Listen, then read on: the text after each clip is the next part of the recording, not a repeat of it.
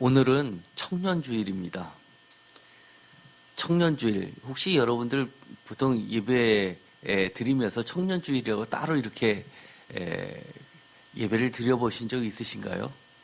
보통 대형 교회들은 많이 합니다. 왜냐하면 청년부가 있기 때문에 특별한 시간들을 갖게 되는데, 사실은 이 감리교의 절기에 그것이 반드시 들어가 있습니다. 그런데 많이 안 드리는 것이 좀 안타깝긴 합니다. 저도 모태신앙입니다만 저의 신앙이 언제 그렇게 시작됐을까라고 돌이켜보면 일초의 망설임도 없이 청년 때입니다. 사실 어릴 때부터 들었던 말씀들은 청년 때 와서 그렇게 크게 새로운 것들을 배우고 그런 부분이 사실 많지는 않습니다. 그렇지만 그 전에부터 들었던 말씀들을 내 삶 가운데, 그리고 내 인생 가운데 깊이 새기게 되고, 다시 한번 듣던 말씀인데도 생각해 보면서 이것이 맞나 틀리나 고민해 봤던 것은 바로 청년 때였던 것 같습니다. 그리고 시간이 지금 많이 흘렀습니다. 30년 이상이 또 흐르고, 이렇게 돌이켜보면 그때 청년 때 공부했었던 것들, 그리고 그 청년 때 새겨졌던 그 말씀들, 그리고 그 말씀들 때문에 제가 취했던 행동들이 사실은 평생을 결정지었던 것 같습니다. 그래서 지금 제가 청년 때를 돌아보면 사실은 저는 참 뿌듯합니다. 혹시 여러분 청년 때 생각하시면 뿌듯하십니까? 저는 다시 태어나라고 한다면 다시 태어나고 싶지 않습니다. 여러분들은 다시 태어나고 싶습니까? 저는 그러고 싶지 않습니다. 그런데 청년 때만큼은 그래, 한번 그때로 다시 한번 돌아가 보고 싶다. 왜냐하면 그때 주님을 만났을 때, 하나님을 만났을 때 그 기쁨은 정말 뛸 듯이 기뻤었던 것 같고, 돌이켜보면 제가 정말 미쳐서 생활했던 것 같습니다. 대학생들, 요즘의 대학생들과 제가 다녔을 때의 대학생들은 많이 틀리죠. 저희 대학생들, 저랑 같은 연배 분들은 다 아실 겁니다. 그때는 민주화 때문에 사실 수업 제대로 한 적이 없었지요. 그럼에도 불구하고 지금과는 다른 고민을 했었고, 지금과는 다른 기쁨에 사로잡혀 있었던 것은 분명합니다. 뿐만 아니라 지금과 과거의 대학생들의 가장 큰 차이점, 아마 지금 대학생들은 잘 모를 겁니다. 저희 때는 농활이라는 거 있었죠. 그래서 대학생들은 방학과 동시에 농활을 가는 것이 마치 무슨 유행인 그런 상황이었습니다. 그런데 제가 주님을 만나고 나서는 어떻게 바뀌었냐? 방학이 되면, 방학이 시작한가 동시에 교회에서 생활해서, 교회 생활 딱 끝나면 그 다음날 개학해서 학교로 갔습니다. 방학 내내 먼저 교회에서 있었던 여러 가지 교회 행사들, 주일학교부터 해서 청년부까지 다 마치면 그게 한 10며칠 지나가죠. 한 2주 정도 지나갑니다. 나머지 2주를 뭐 했냐? 보통 그때 방학은 한 달 했으니까요. 나머지 2주는 전국에 정말 낙도도 찾아가고 시골도 찾아가면서 어린이 성경학교 해준다고 그렇게 팀을 꾸려가지고 천국을 돌아가 다녔던 기억이 납니다. 지금은 전도 그렇게 하면 될까 싶을 정도의 그런 것들을 많이 했습니다. 예를 들어서 제가 삐에로 복장을 하고, 그리고 옆에서 다른 사람들도 징을 치면서 첫날 도착하자마자 마을을 돌아다니면서 광고를 하면, 그 다음에 사람들이 쭉 모이면 그때 뭐 어린이 인형극은 언제 한다 이런 것도 광고도 하고, 그리고 언제부터 성경학교가 시작하니까 내일 아침 몇 시부터 오면 아주 좋은 선물도 있다고, 그렇게 해서 열심히 광고도 하고 풍선도 불어서 그 자리에서 주고 그런 거를 했습니다. 지금은 아마 저는 그런 거 보지 못하는 것 같습니다. 그러면 그 다음날 보통 9시에 예배를 시작하는데 세상에 아이들이 그렇게 예쁘죠. 순수하고 그래서 밭이 좋아서 그런지 몰라도 새벽부터 와서 유리창 문을 두들기며 깨웁니다. 보통 저희가 그렇게 시골 교회로 가면 숙소가 마땅치 않으니까 교회 마루에서 의자들 다 치우고 거기서 청년 교사들이 다 누워서 자고 있는데 저 바깥에서 문 두들리는 소리가 요란합니다. 그러면 평소보다도 더 일찍 일어나가지고 아이들을 맞이하는 준비를 했던 기억이 납니다. 그러나 요즘은 참 그것과는 정말 먼 얘기가 되었습니다. 제가 청년 주일을 맞이해서 우리 자녀에게 어떤 말을 해줄까 기도하면서 몇 주간 말씀을 쭉 읽었는데 오늘의 말씀입니다. 요한일서의 말씀입니다. 청년들에게 하는 말이 너무나 마음 깊이 정말 사랑하는 아버지가 얘기하듯이 그렇게 이야기를 합니다. 사실 12절부터 여러 가지 명칭들이 나오게 됩니다. 요한일서 2장 12절 무슨 말로 시작되죠? 자녀들아 라는 말로 시작이 됩니다. 그 다음에 13절은 아비들아. 그 다음에 13절 아비들이 지나가서는 청년들아. 그리고 14절에는 아이들아. 다시 아비들아. 그 다음에 청년들아 라고 반복하면서 이야기를 하는 말이 나옵니다. 저는 처음에 청년 때도 이 말씀을 읽으면서 이런 궁금증이 생겼던 것 같습니다. 여러분은 이 본문을 읽었을 때 제일 먼저 떠올랐던 처음 이 말씀을 읽었을 때 떠올랐던 생각이 무엇이었습니까? 저는 이런 생각을 했었습니다. 청년 때였습니다. 도대체 이거를 쓴 사람은 나이가 몇 살일까? 자녀들아, 그럼 청년들아까지 하면 되는데 아비들아 라고 하니까 도대체 아마 이 편지를 쓰신 분은 굉장히 나이가 드신 정말 할아버지 중에서도 그 동네에서 제일 어르신이 아닐까 이런 생각을 했었던 것 같습니다. 그러나 이것은 단순히 그런 나이를 이야기하는 것이 아니라 신앙적으로 가장 높으신 어른, 크신 어른이 제자들에게 하는 이야기입니다. 예를 들어서 지금 제 나이보다 훨씬 나이 드신 분이 우리 성도님들 가운데 계시지만 담임 목사가 성도들에게 자녀들아 라고도 할 수 있는 겁니다. 아비들아 라고 할 수도 있는 겁니다. 이것은 유대인들의 전통적인 언어 습관입니다. 물론 이것을 글자 그대로 읽어도 됩니다. 왜냐하면 이 내용들을 보면 그 나이대에 맞는 이야기들이 들어있기 때문입니다.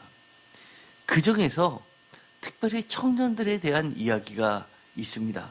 우리 다 함께 13절 중간절 청년들아 라는 그 부분도 한번 읽어볼까요? 청년들아 내가 너에게 쓰는 것은 너희가 악한 자를 이겼음이라. 아멘. 그 다음에 또 나오게 되죠. 14절에 청년들아 라는 이 말을 시작하는 말부터 읽어보도록 하겠습니다. 청년들아 내가 너희에게 쓴 것은 너희가 강하고 하나님의 말씀이 너희 안에 거하시며 너희가 흉악한 자를 이기었음이라. 아멘. 역시 청년은 강합니다. 그래서 청년들을 부를 때 이겼다, 승리자로서 이야기를 합니다. 그러면 사실은 우리가 더 이상 할 말이 없을 것 같은데 그 다음에 진짜 하고 싶은 이야기를 합니다. 바로 16절입니다. 다 같이 읽겠습니다. 이는 세상에 있는 모든 것이 육신의 정욕과 안목의 정욕과 이생의 자랑이니 다 아버지께로부터 온 것이 아니요 세상으로부터 온 것이다. 이 이야기를 들으면 사실 청년들은 여기서 이긴 것 같지가 않습니다. 우리가 이 땅에 살면서 이 청년들에게 전해주는 이 말씀, 육신의 정욕, 안목의 정욕, 이생의 자랑을 다 이긴 청년을 본 적이 있습니까? 저는 사실 본 적이 없습니다. 본 적이 없습니다. 스님들은 수련을 많이 해서 이런 것들은 특히 이 정욕 같은 거는 이기지 않았냐 이렇게 얘기하시는 분들이 계실지 모르지만 요즘에 떠들썩했죠? 엠벙방에 등장했던 생각지도 못했던 인물 스님이 그것으로 돈벌이했다는 이야기를 듣고 나서 세상은 그렇게 만만하지 않습니다. 아마 이것은 청년들에 대한 이야기뿐만이 아니라 우리 모두에 대한 이야기일 겁니다. 육신의 정욕, 안목의 정욕, 이생의 자랑, 이 세 가지는 정말 아마 우리가 평생 이 세상에 살면서 싸워야 될 이야기일 수도 있습니다. 그런데 이것을 우리에게 주문하고 있다는 겁니다. 세상 사람들이 이 청년 때는 당연히 어떻게 보면 청년의 특권 아니야? 라고 할 수 있는 것인데도 불구하고 이것을 거론합니다. 왜 그럴까요? 하나님은 청년의 특권을 이것으로 인정하지 않는다는 이야기입니다.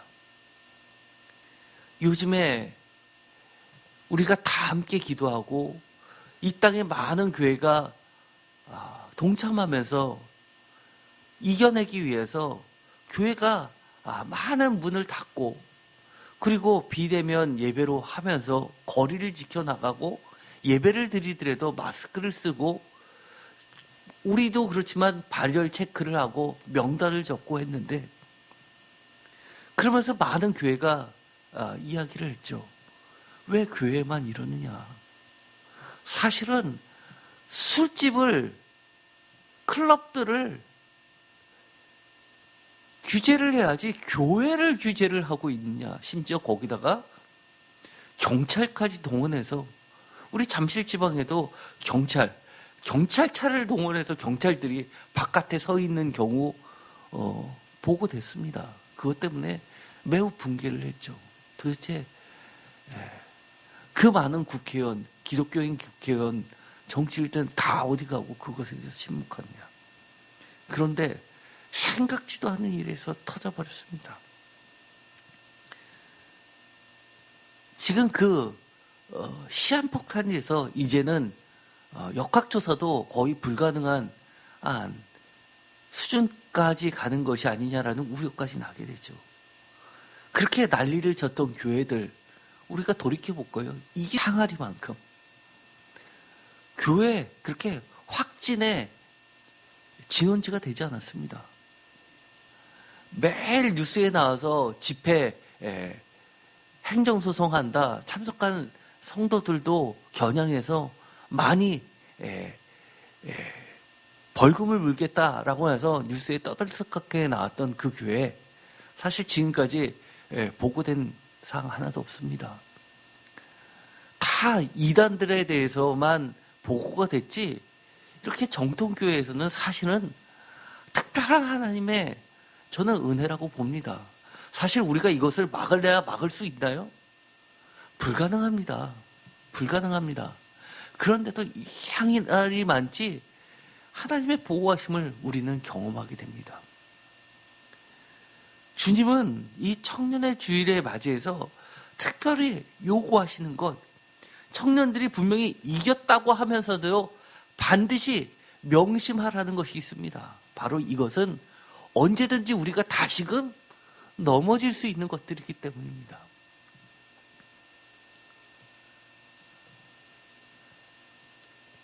청년들이 너희가 아무리 강하고 한다 하더라도 반드시 이 말씀이 우리 안에 거하면서 계속해서 이기려면 바로 이 세 가지, 육신의 정욕, 안목의 정욕, 이생의 자랑, 이 말씀이 우리 안에 거해야 된다는 겁니다.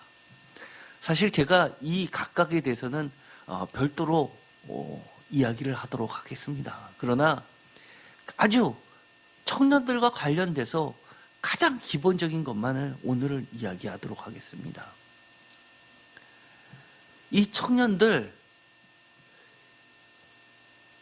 이 세상이나 세상에 있는 것들을 사랑하지 말라라고 이야기를 하면서 누구든지 세상을 사랑하면 아버지의 사랑이 그 안에 있지 아니하니 라고까지 이야기를 합니다. 사실 이 이야기는 우리가 지금까지 누가복음을 통해서 계속해서 반복해왔던 이야기 안에 있는 이야기입니다. 이 요한복음은 우리가 지금까지 봤던 예를 들어서 마태복음과 마가복음과 누가복음하고는 매우 성격이 굉장히 다른, 성경에 존재하는 교회 중에서 굉장히 성격이 다른 정통교회 중에 하나입니다. 굉장히 영을 강조한 교회이고, 또 우리가 성경책을 보더라도 다른 데 보기 어려운 교회의 아픔이 있었습니다. 그것은 바로 이 성경 여러 가지, 특히 신약에 있는 성경의 서신서들을 보면 치열하게 이단과의 싸움을 해야만 했던 교회가 있습니다. 그것이 바로 이 요한 공동체 교회입니다. 제가 전에도 이 말씀을 드렸습니다. 요한복음은 요한 공동체, 연합체의 교회라고 이야기했습니다. 마태복음은 마태라는 공동체의 교회이고, 마가라는 교회 공동체의 복음서라고 말씀을 드렸습니다. 그런데 마태, 마가, 누가 교회들에서는 보기 힘든 치열한 싸움은 요한복음과 더 나아가서 이 요한복음의 후예들인 요한 1서, 2서, 3서의 교회들이 겪는 가장 큰 아픔은 박해나 시련이기보다도 이단과의 싸움이었습니다. 그래서 예를 들어서 이 요한 1서, 2서, 3서에는 여러 가지 적그리스도에 대한 이야기가 나옵니다. 오늘 읽었었던 본문 마지막 말씀 18절 다시 한번 읽어볼까요? 아이들아, 지금은 마지막 때라. 적그리스도가 오시리라는 말을 너희가 들은 것과 같이 지금도 많은 적그리스도가 일어났으니 그러므로 우리가 마지막 때인 줄을 아노라. 아멘. 가장 적그리스도의 정의를 하면 하나입니다. 예수님과 하나님을 분리하려고 하는 교리를 가진, 예수를 믿는다고 하는 교회들이었습니다. 사실 교회가 아니라 이단으로 결론이 났죠. 4세기 때는. 예수님은 좋은 하나님, 그리고 구약의 하나님은 나쁜 하나님에서 분리하려고 하는 사람들이 바로 적그리스도입니다. 그런데 그들이 영을 강조하다 보니까 어떤 데까지 나갔냐면 두 가지 가장 극단적인 부류가 생겨났습니다. 하나는 고도로 절제된 금욕주의 교회, 마치 청교도 교회 같은 그런 교회입니다. 또 하나는 영을 강조하다 보니까 예수님의 부활, 성령을 강조하다 보니까 이 육신은 아무것도 아니라고 하는 일탈적 기독교가 탄생했습니다. 그래서 이 땅에 살면서 아무렇게나 생활을 해도, 방탕적인 생활을 해도 우리의 영혼은 이미 하나님의 자녀이기 때문에, 예수님의 자녀이기 때문에 우리가 예수님께로 가면, 부활하듯이 가면 육신은 썩어 없어질 것이라는 방종의 세계로 빠진 교단이 있었던 겁니다. 거기서 이 요한 공동체들은 치열하게 싸움을 했습니다. 오늘의 이 16절의 말씀은 그 가운데 있는 겁니다. 16절의 말씀을 다시 한번 읽어볼까요? 이는 세상에 있는 모든 것이 육신의 정욕과 안목의 정욕과 이 세상의 자랑이니 다 아버지께로부터 온 것이 아니오 세상으로부터 온 것이라. 아멘. 그러면서 21절도 읽어보겠습니다. 21절, 내가 너희에게 쓰는 것은 너희가 진리를 알지 못하기 때문이 아니라 알기 때문이요 또 모든 거짓은 거짓에서 진리에서 나지 않기 때문이라. 아멘. 모든 것은 진리에서 날 수가 없기 때문에 우리가 진리를 믿는다고 하면 진리와 거짓은 반드시 섞일 수가 없다는 겁니다. 그 섞이는 것의 연결고리가 뭐냐라고 했을 때 바로 육신의 정욕, 안목의 정욕, 이상의 자랑이라는 겁니다. 그렇기 때문에 이것이 사실은 굉장히 별거 아닌 것 같은데도 불구하고 많은 것을 잃게 만듭니다. 결국은 구원에서도 멀게 하는 겁니다. 제가 작년부터 해서 참 많이 안타까워했던 것들이 있죠. 조국 사태부터 시작해가지고 일괄대가 지정되어 왔던 것, 지금 윤미향 당선자 문제가 시끄럽지 않습니까? 그것이 다 뭡니까? 본인들은 정의라고 주장을 하지만 다 이해관계지 정의가 사라졌다는 겁니다. 그것이 참 안타까운 겁니다. 그래서 저는 결론을 냈습니다. 세상의 정의는 있다고요? 없습니다. 세상의 정의는 없습니다. 이해관계만 있을 겁니다. 심지어 노사연에서도 그렇게 이야기를 했죠. 노동자 대표가 제발 먹튀 좀 하지 말라고. 단체에서 활동하는 이력을 가지고 결국은 금배지 되는데 사용해버리는 것에 이용하지 말라는 성명서까지 발표했습니다. 아니, 할머니들에게 쓰라고 그분들 소원 좀 풀어달라고 위로 좀 해달라고 드린 돈보다 하루 술값 3,300만 원이 뭔 소리입니까 도대체. 그런데 그것이 보편화되어 있다는 겁니다. 정부 지원금들 받으신 분들 있으실 겁니다. 그런데 저는 사실 그거 받고 딱 계산해서 다음날 헌금을 했습니다. 선한 때 쓰려고 했습니다. 그런데 많은 부분들이 뉴스에서 나오는 것은 안타깝게도 샤넬백 사러 가고 이 편의점에서는 무려 700% 상승한 게 술과 담배라는 이야기. 참 안타깝습니다. 세상은 이해관계만 존재합니다. 그런데 하나님은 우리에게 그런 것과 진리를 혼돈하지 말라고 이야기를 합니다.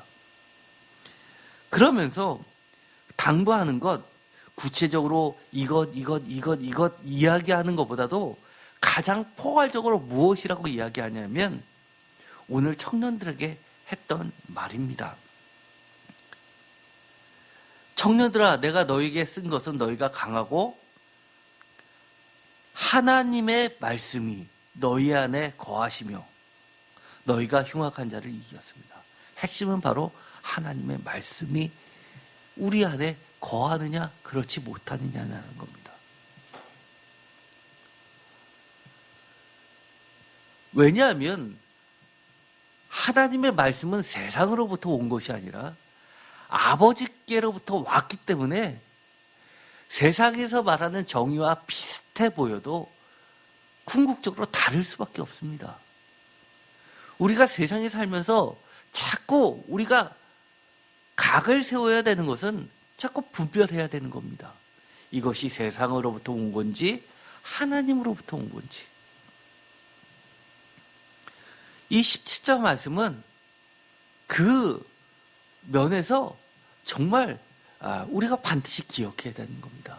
왜 꼭 굳이 말씀에 집중해야 되냐라고 했을 때 바로 이겁니다. 다 같이 읽어볼까요?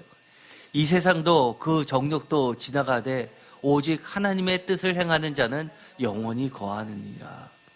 표준 설문은 이렇게 번역합니다. 이 세상도 사라지고 이 세상의 욕망도 사라지지만 하나님의 뜻을 행하는 사람은 영원히 남습니다. 얼마나 멋진 말입니까? 사실 저는 이거를 조금 서술형해서 약간 식구로만 바꾸면 이것처럼 영원히 없는 것 같습니다. 얼마나 멋있습니까? 여러분들도 영원히 남고 싶습니까? 그러면 하나님의 말씀 안에 거하십시오. 하나님의 뜻이 무엇입니까? 하나님의 뜻이 집약적으로 기록된 것이 바로 하나님의 말씀 아닙니까? 특별히 청년들이라는 것은 성경에 보면 청년들에 대한 이야기가 꽤 나오는데요. 청년이 뭐냐라고 했을 때 시편에서는 청년을 한마디로 주의 군사로 표현을 합니다. 말씀으로 행실이 깨끗한 주의 백성을 청년이라고 부릅니다. 대표적인 말씀이 시편 110편 3절, 119편 9절이죠. 다 같이 읽어볼까요? 주의 권능의 날에 주의 백성이 거룩한 옷을 입고 즐거이 헌신하니 새벽 이슬 같은 주의 청년들이 주께 나오는도다. 아멘. 제가 이거 110편 할 때 했었던 말씀입니다. 제가 너무너무 좋아하는 말씀입니다. 이 말씀은요, 제가 처음 신학교를 가고 나서 졸업하고 나서 첫 사역지 청년부 사역을 파트타임으로 맡았을 때 청년부의 표로 정하고 표 말씀으로 정했던 게 이 말씀입니다. 새벽 이슬 같은 주의 청년들이 주께 나오는도다. 그런데 새벽 이슬 같은 주의 청년들이 자신의 옷을 입고 나오는 게 아니라 거룩한 옷을 입고 나오게 됩니다. 그것도 언제요? 주의 권능의 날에. 여러분들, 하나님께서 임하시는 날, 주님께서 구름 타고 이 땅에 다시 오시는 날, 여러분들은 어떤 모습으로 주께 나아가고 싶습니까? 또 어떤 모습으로 서 있고 싶습니까? 아마 저는 지금의 이 모습으로 주께 나아간다라고 하는 것보다는 정말 처음 그때 주님의 사랑을 경험하고 앞뒤 안 가리고 정말 앞뒤 안 가리고 날뛰던 그때 청년의 앳된 모습으로 주께 나아갔으면 좋겠습니다. 시편 119편 9절도 다 읽어볼까요? 청년이 무엇으로 그의 행실을 깨끗하게 하리이까? 주의 말씀만 지킬 따름이니이다. 아멘. 제가 다시 청년으로 돌아가고 싶은 이유 두 번째가 있습니다. 바로 이겁니다. 제가 청년으로 돌아가고 싶은 이유, 정말 주님의 말씀만 지키면서 다시 인생을 한번 살아보고 싶습니다.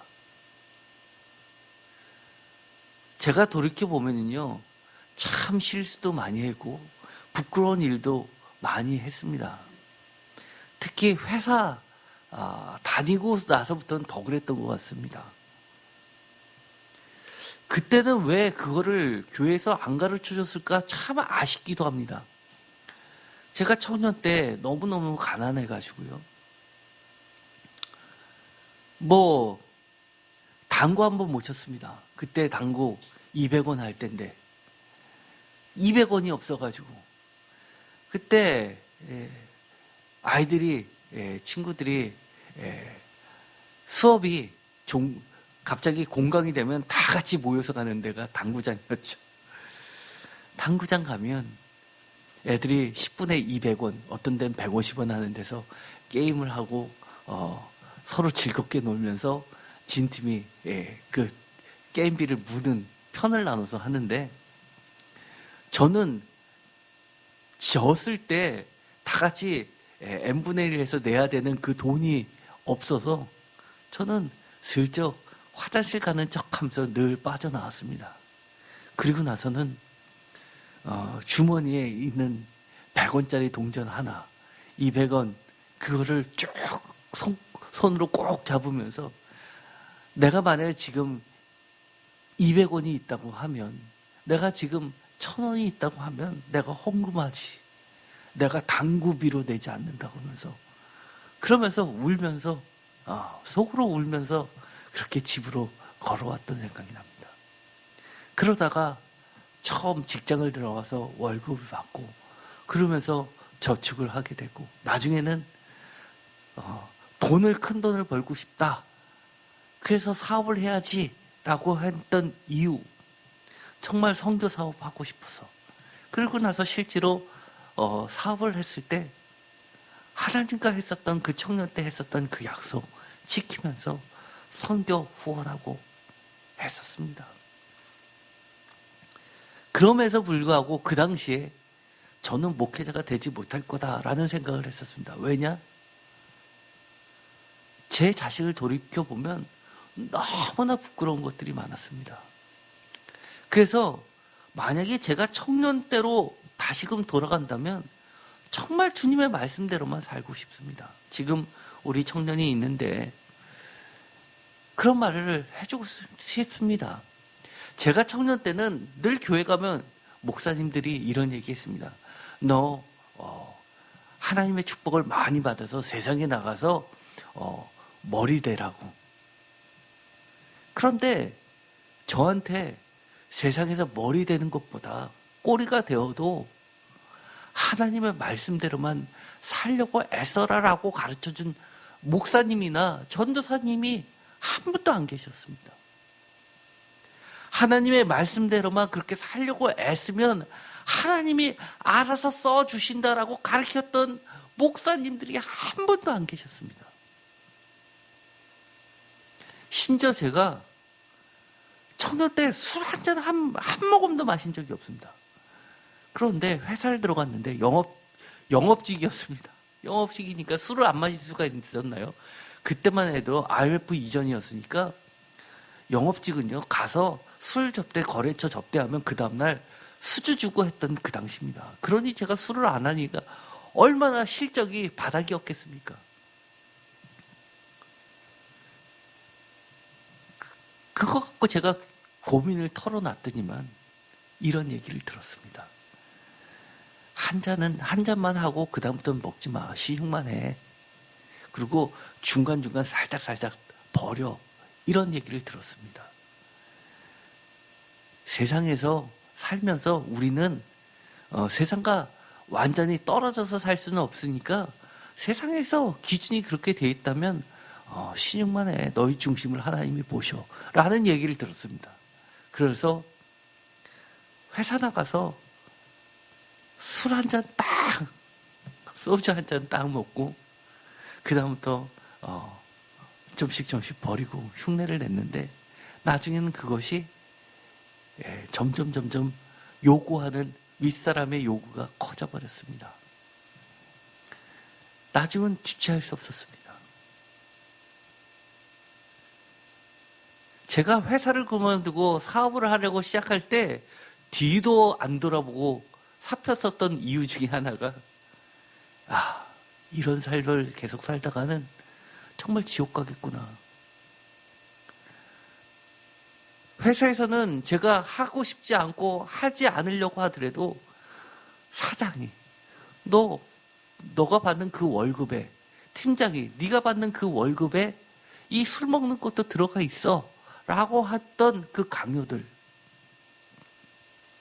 그래서 저는 늘 기도 제목이 그거였습니다. 그 누구도 저한테 이래라 저래라 하지 못할 정도로 하나님 실적을 좋게 해주세요. 그러면 제가 술 안 먹겠습니다. 결국 하나님은 그 기도를 들어주셔서 정말 제가 회사에서 실적으로는 탑3 중에 하나였습니다. 그것도 몇 년 동안. 그러고 나서 회사를 그만두고 사업을 시작했습니다.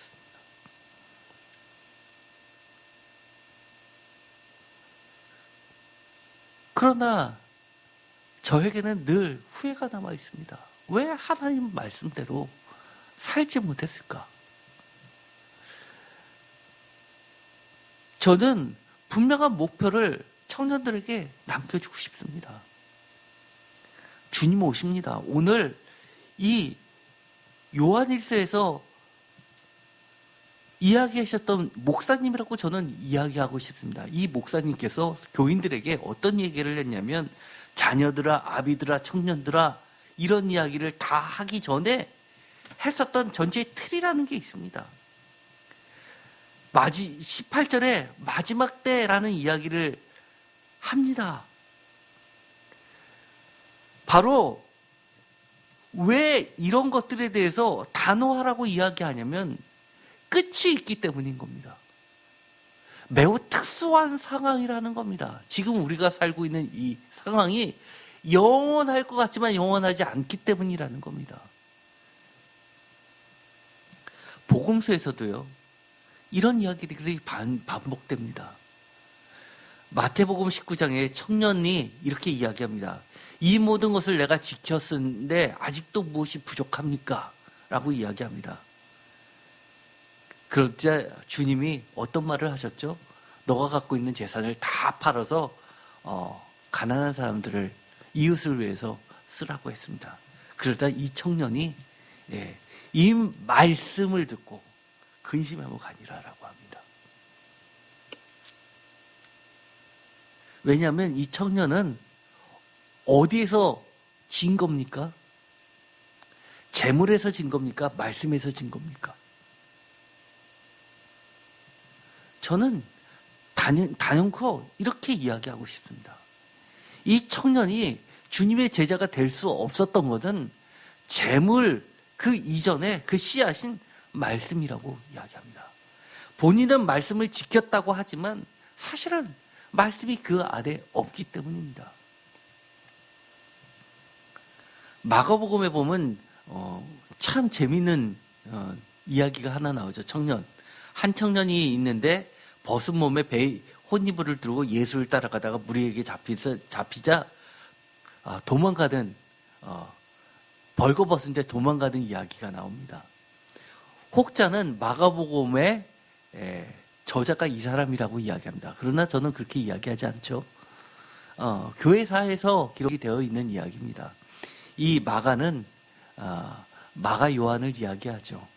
그리고 나중에 이 청년은 베드로의 따라다니는 베드로의 제자입니다. 그래서 아마 마가복음의 저자일 것이다 이야기를 하죠. 결국 청년이라고 아무리 강하다 하지만 항상 청년 앞에 놓여 있는 것은 이런 말씀에 의해 말씀에 넘어질 때가 있다는 겁니다. 그런데 마가복음 16장 5절에 보면요, 또 청년이 나오는데 이 청년은 어떤 청년이냐? 흰옷을 입은 한 청년이 무덤에서 최초로 예수의 부활을 증거한 청년입니다. 흔히 우리는 이 자를 천사라고 이야기하고, 분명한 것은 성경에서 이야기하는 것은 이 청년이라는 것은 하나님의 깨끗한 종을 이야기합니다. 그래서 요한계시록에 보면 어떤 자들이 나오냐면 목베어 가지고 하늘나라에 있는 재단에서 재단 가장 가까이에서 기도드리는 자들이 나옵니다. 그 자들이 마지막 때에 심판을 이끄는 자들입니다. 그들의 기도대로 예수님께서 나중에 심판을 하게 되는 거죠. 여러 가지 인봉이 띄어지면서 심판이 진행되는데 그때 그 사람들을 여인으로 표현하지 않고 청년으로 표현합니다. 그래서 이 요한계시록 교회의 공동체들은 어떤 공동체였냐라고 했을 때 학자들이 뭐라고 이야기하냐면 독신의 청년들로 구성된 어떤 지금으로 이야기하면 예를 들어서 수도원 같은 그런 청년 공동체였을 것이다 라고 이야기를 합니다. 그러나 그거는 추정이고 상징적으로 무엇을 얘기하냐면 때묻지 않은 하나님의 예수 그리스도의 군사된 종들을 이야기합니다.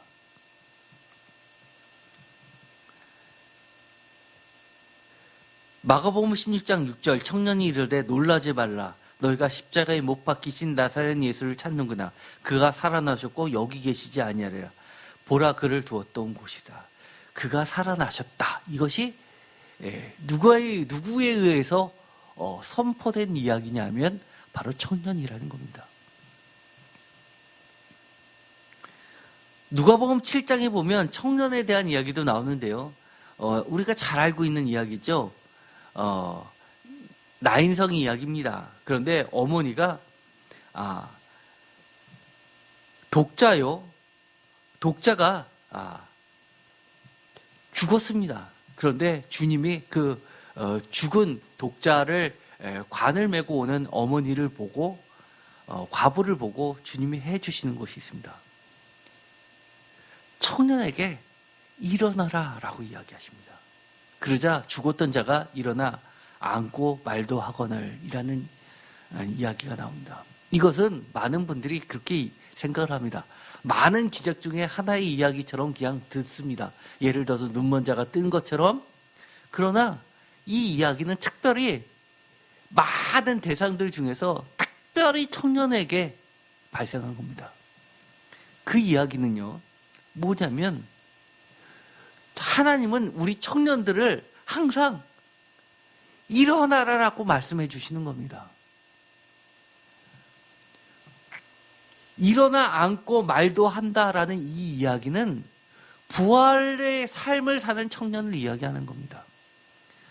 주님 앞에 있어서 왜 청년이 귀하냐? 다름 아니라 청년은 일어나 앉고 예수님을 증거하는 말도 하는 그런 최전방에 놓여 있는 자들이기 때문입니다. 복음의 최전방에 서야 할 주의 군사라는 이야기입니다. 우리가 아까도 이야기했죠. 구약의 청년들, 대표적으로 힘있는 군사들을 지칭한다고 이야기합니다. 대표 중에 출애굽기 24장 4절에 보면 모세가 제단을 쌓고 이스라엘 12지파대로 12기둥을 세우는데 그 역할을 대표격으로 나오는 사람들을 누굴 쓰냐면 그 각 족장들의 제일 우두머리를 쓰는 게 아니라 청년들을 씁니다. 이 이야기는 뭐냐면 하나님의 군사들이라는 겁니다. 사무엘상 17장 보면 다윗이 사울 왕에게 처음 발탁되는 장면입니다. 그런데 다윗을 보면서 묻는 말이 있습니다. 이 청년이 누구냐?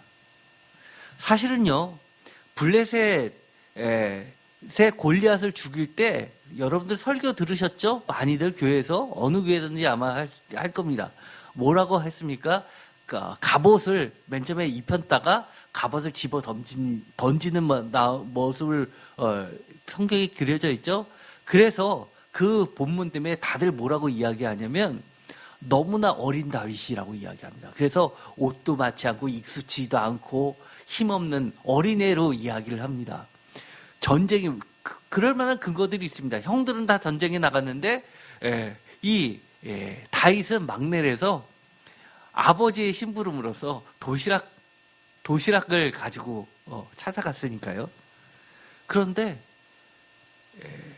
그런 어린애인데도 불구하고 사울왕은 그를 보고 청년이라고 이야기합니다. 그래서 실질적으로는 생각보다는 굉장히 어렸음에도 불구하고 이 어린 다윗을 청년이라고 부르는 것은 성경에서 그를 영적인 군사로 본다는 이야기입니다.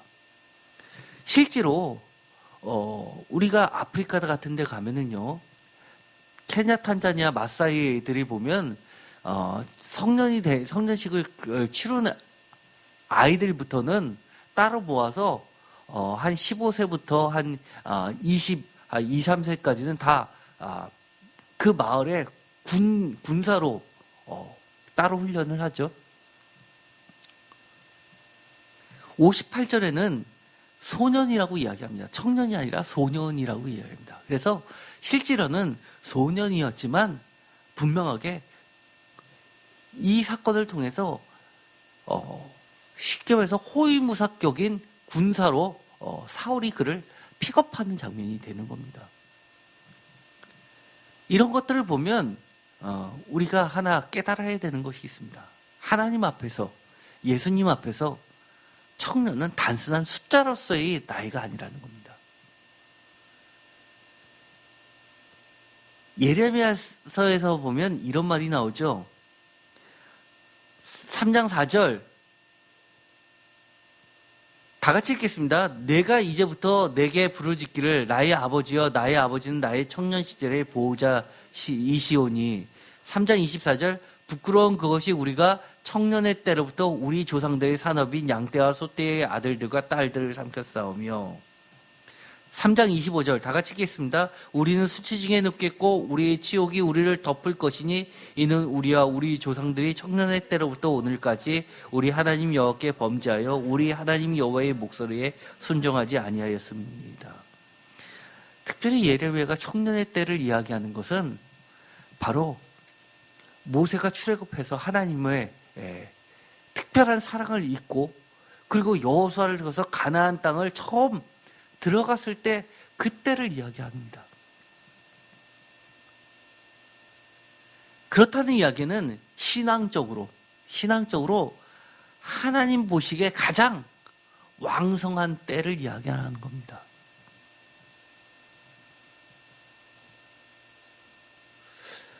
오늘의 두 번째 말씀의 본문 누가복음의 이야기, 씨 뿌리는 사람의 이야기는 굉장히 중요한 겁니다. 누가복음의 특수자료는 아닌데 특징이 뭐냐면 공간복음서에 모두 나와 있는 비유라는 겁니다. 얼마나 중요하면 한 군데도 빠지지 않고 다 나왔습니다. 마가복음, 마태복음, 누가복음이 다. 그런데 이것은 약간의 뉘앙스의 차이를 나타냅니다. 누가복음 8장 9절을 보면 이렇게 되어 있습니다. 이 비유를 하시고 나서 그리고 나서 사람들이 알아들었습니까? 못 알아들었습니까? 무슨 소리인지 못 알아들었습니다. 씨를 뿌렸는데 어떤 데는 바위에 떨어지고 그 어떤 데는 새가 잡아먹고 어떤 데는 가시떨기에 떨어지고 이 이야기를 하니까 무슨 소리인지 이해를 못했습니다. 그러자 비유를 풀어주십니다. 누구에게요? 제자들에게. 아무한테나 해주는 거 아닙니다. 여기에 보면 말씀이 지금까지는 중요하다고 했는데 이 말씀이 다 100% 다 열매를 맺는다고 이야기하지 않는 겁니다. 우리가 말씀대로 살고 싶습니다. 말씀이 우리 안에 있다고 믿었습니다. 그런데도 불구하고 우리는 열매를 맺지 못할 수도 있다는 생각을 해야 됩니다. 지금 여기 계신 분들 아까 말씀을 들었지만 그것을 지키고 싶지만 그것을 열매를 맺는 사람도 있지만 맺지 못하는 사람도 여기에 있을 수 있다는 얘기입니다. 그렇다면 그 열매를 맺지 못하게 하는 방해 요소가 뭔지를 정확하게 안다면 우리는 아까 요한일서에서 이야기하는 것처럼 청년처럼 이길 수 있습니다. 이르시되 하나님의 나라의 비밀을 아는 것이 너희에게는 허락되었으나 라고 이야기합니다. 이 비유는 이렇다는 겁니다. 12절 다 같이 읽을까요? 길가에 있다는 것은 말씀을 들은 자니 이에 마귀가 가서 그들이 믿어 구원을 얻지 못하게 하려고 말씀을 그 마음에서 빼앗는 것이요. 말씀도 빼앗길 수 있다는 겁니다. 여기서 독특한 누가복음만의 표현이 있습니다. 말씀을 들은 자인데 그들이 믿어 구원을 얻지 못하게 하려고. 이것은 누가의 특별한 신학을 나타냅니다. 뭐냐면 믿음과 구원의 관계를 이야기합니다. 다른 데는 마가복음에서는 그렇게 이야기하지 않지만 누가복음은 철저히 뭐라고 생각하냐면 말씀을 믿는 것이 구원에 이른다고 강하게 이야기합니다. 13절 다 같이 읽겠습니다. 바위에 있다는 것은 말씀을 들을 때 기쁨으로 받으나 뿌리가 없어 잠깐 믿다가 시련을 당할 때 배반하는 자요. 여기서도 조금 달라집니다. 누가 교회만의 특징입니다. 시련을 당할 때 배반하는 자요. 누가 교회는 어떤 교회입니까? 마가복음, 마태복음 교회보다도 훨씬 나중에 세워진 교회입니다. 시기적으로. 또 지리적으로도 데오빌려라고 하면서 여러 가지 역사의 기록물처럼 기록했다는 얘기는 이방인이 많이 있다는 겁니다. 그리고 이 누가복음의 비유에서는 재물에 관련된 비유가 많다는 얘기는 이 교회는 생각보다 가난한 사람이 많다는 비유입니까? 아니면 부자들이 많다는 이야기입니까? 부자들이 많다는 얘기입니다. 유대인들이 부자입니까? 헬라인들이 부자입니까? 헬라인들이 부자입니다. 쉽게 말해서 이방인 교회입니다. 이방인이 주축이 되는데 유대인들의 갖고 있었던 그 신앙을 받아들인 자들이 많다는 이야기입니다. 아니면 유대인인데 디아스포라에서 자라난 2세, 3세들. 그렇기 때문에 여기서는 배반이라는 이야기를 쓰게 됩니다. 그리고 박해라는 말보다 실언이라는 말을 씁니다. 박해라는 것은 쉽게 말해서요, 유대인들의 회당에서 쫓겨나면서 겪게 되는 요한 공동체들의 아픔이 아니라 보다 포괄적인 실현입니다. 그렇기 때문에 지금 대한민국의 기독교인들은 박해입니까? 실현입니까? 실현입니다. 보다 보편에 대한 교회를 전제하고 있는 겁니다. 14절 다 같이 읽겠습니다. 가시떨기에 떨어졌다는 것은 말씀을 들은 자이나 지내는 중 이생의 염려와 재물과 향락의 기운이 막혀 온전히 결실하지 못하는 자요. 아멘. 이것은 표현만 틀렸지 아까 어떤 말씀하고 똑같습니까? 요한일서의 내용하고 똑같은 겁니다. 이거는요.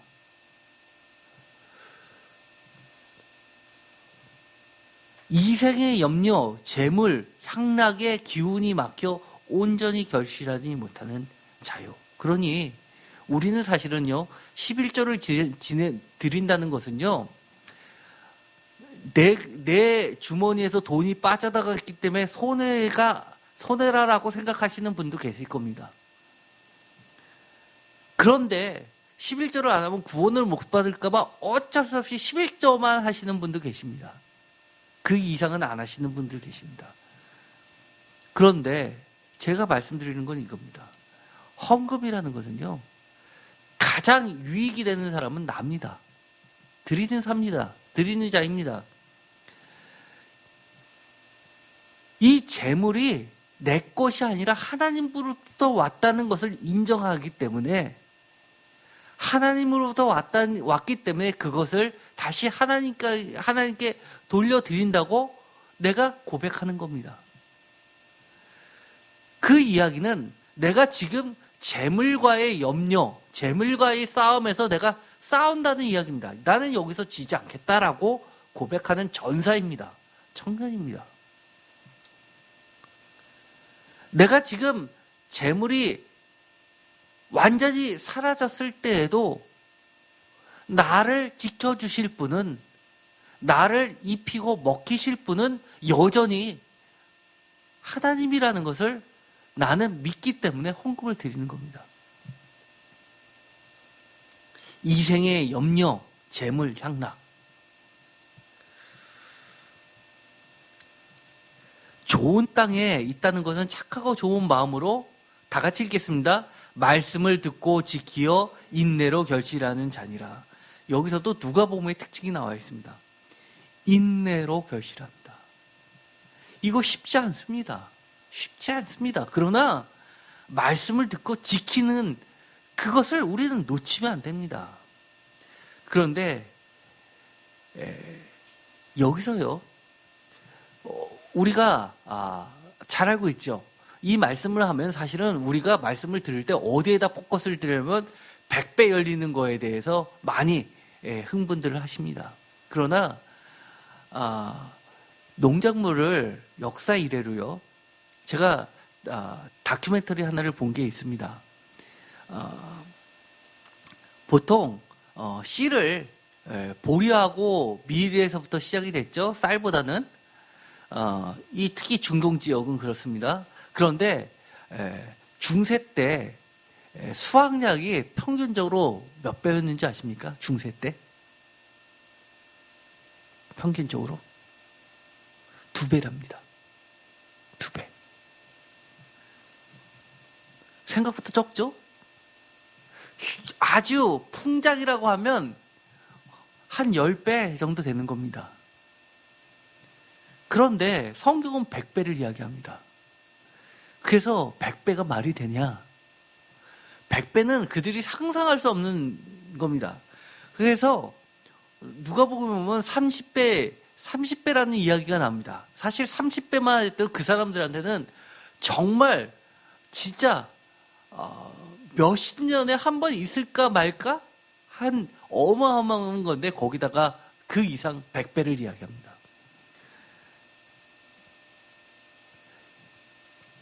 역사상 발견된 수확물 중에서 가장 많이 수확물이 기록으로 남은 것 중에 밝혀진 것은 70몇 배입니다. 수메르 문명이라고 해서요. 지금부터 3,500년 전에 티그리스강 유프라데스강 그 사이에 있는 그 토지에서 홍수가 나서 덮었다가 빠질 때 그때 씨를 뿌렸는데 풍족한 물 때문에 70몇 배가 수확이 됐다라는 게 점토판에 새겨진 게 발견이 됐습니다. 그렇다는 이야기는 주님이 세상에서 상상할 수 없는 정도까지를 이야기하시는 겁니다. 마태복음 13장에 보면 이렇게 이야기하죠. 세상의 염려, 재물의 유혹. 그 다음에 마가복음에는 하나가 더 있습니다. 기타 욕심. 그 다음에요. 또 마태복음에는 잠시 견디다가 말씀으로 말미암아 환난이나 박해가 일어나면 넘어진다라고 이야기하는데 이것은 마가복음하고 똑같습니다. 그런데 누가복음은요 이렇게 이야기합니다. 잠깐 믿다가 배반한다고 이야기합니다. 잠깐 믿다가 우리가 정말 없어질 것처럼 우리의 믿음도 사라질 수 있습니다. 마태와 마가는 잠시 동안이라고 하는 것은 잠시 살아있을 동안이라고 이야기합니다. 공동번역에서는 뿌리가 박히지 못하는 것을 이야기합니다. 그리고 마태, 마가는 환난과 박해를 이야기하지만 누가는 시련을 이야기합니다. 오늘과 우리와 같은 이야기입니다. 마태와 마가는 걸려 넘어진다라고 이야기하지만 누가는 배반을 이야기합니다.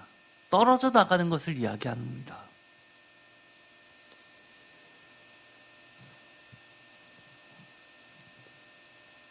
그런데 우리가 어떻게 하면 이런 것에서 지켜낼 수 있을까요? 누가복음은 다른 곳에서 비슷한 이야기를 합니다. 근심하지 말라. 아까 염려를 이야기했죠? 그런데 염려하지 말라, 근심하지 말라라는 누가복음의 다른 구절에서는 이런 이야기를 하죠. 다만 너희는 그의 나라를 구하라. 그리하면 이런 것들을 너에게 더하시리라. 굉장히 적극적인 방법을 가르쳐 주십니다. 마태복음에서도 마찬가지로 이야기합니다. 하나님, 너희는 먼저 그의 나라와 그의 의를 구하라. 그리하면 이 모든 것을 너에게 더하시리라. 먼저라는 말을 더합니다. 그 다음에 더한다는 말을 추가를 하죠. 어떻게 보면 우리가 방어하다가 끝낼 수 있습니다. 그러나 성경은 보다 적극적으로 우리에게 이야기해 줍니다. 세상을 사랑하는 것, 굉장히 세상을 적극적으로 나가는 겁니다.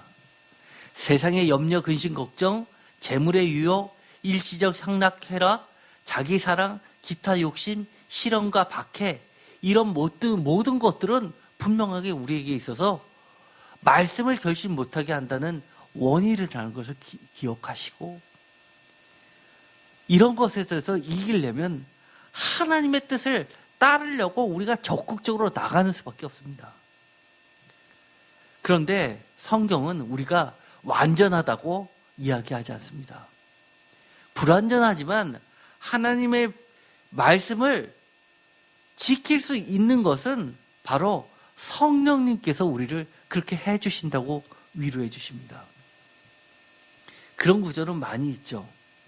제가 시편을 할 때 이와 관련해가지고 드렸던 말씀이 있습니다. 시편 56편. 여러분 혹시 기억나십니까? 제가 굉장히 좋아하는 말씀입니다.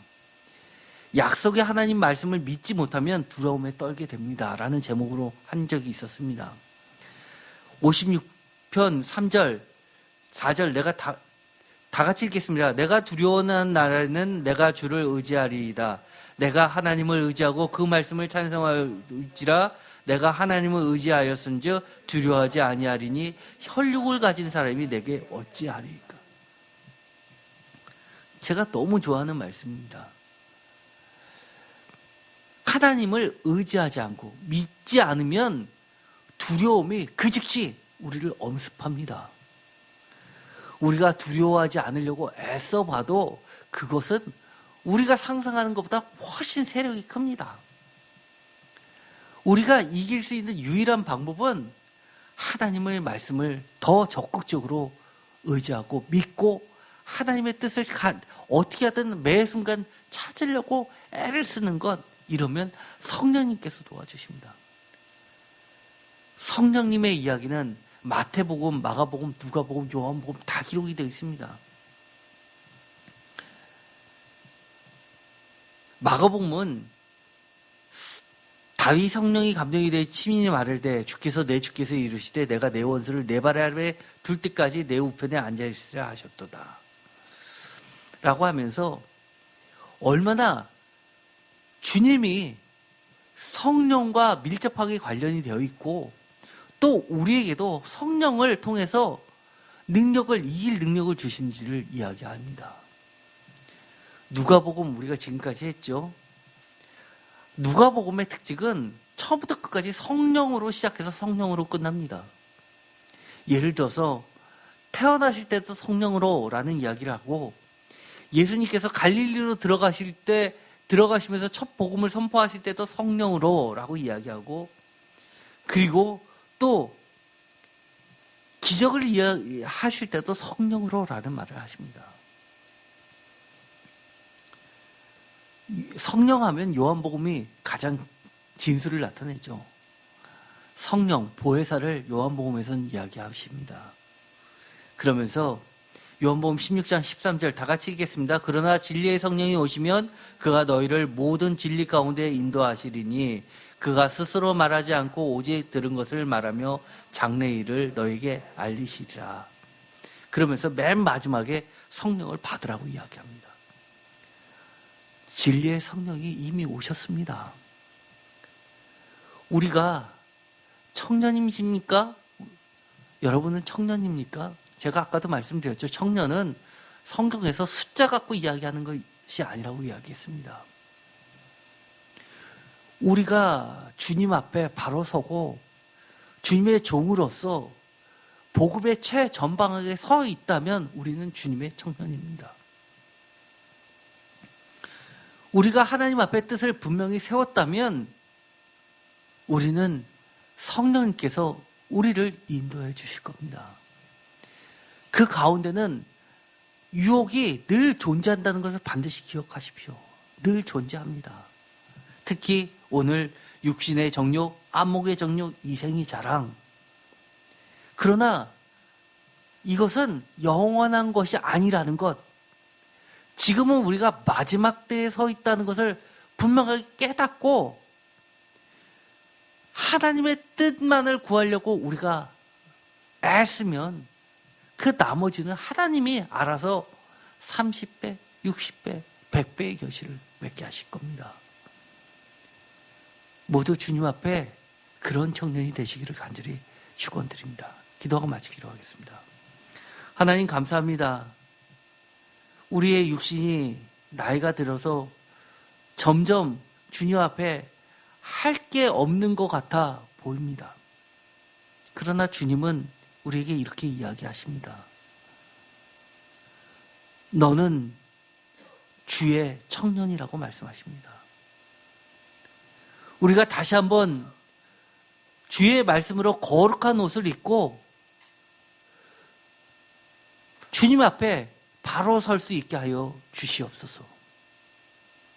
성령님이 함께하여 주시사 우리가 이 육신의 정욕과 안목의 정욕과 이상의 자랑에서 오직 하나님의 뜻만을 구하며 전진하는 청년들이 되게 하여 주옵소서. 예수 그리스도의 이름으로 기도드렸습니다. 아멘.